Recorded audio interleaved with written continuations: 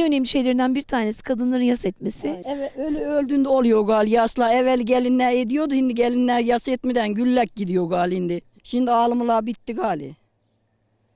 Üçüncü gün Allah bitiyor. mutlu mesut etsin herkes Cenab-ı Allah ağlanmadan geçsin. Ne olacak bir şey olmuyor galinden kere. Aynen he. Evet.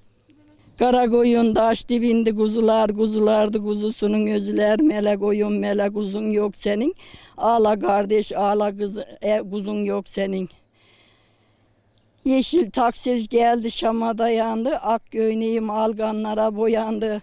Çiğitli yiğitleri nasıl canlar dayandı dayanmayan canlar dayansın. Uslanmayan deli gönül uslansın. Bahar geldi her ağaçlar yeşeri, bayram gelir her camiler döşenir. Ellerin yiğitleri giyer kuşanır, bizim deli gönlümüz yine boşanır. Sarı çiçek mor menevşe biçimi, kalıp kalıp kan bağladın içimi. Bizim evden çıkan yayla göçümü, yaylı göçü değil ayrılık göçü.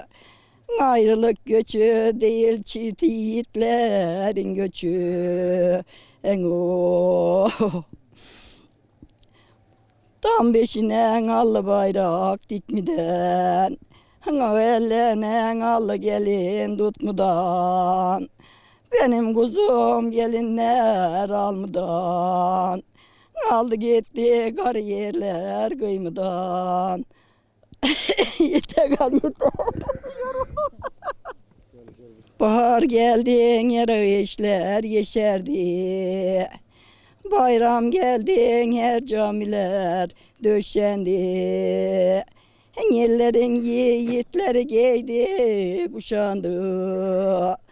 Bizim deli gönlümüz yine boşandı. Oh.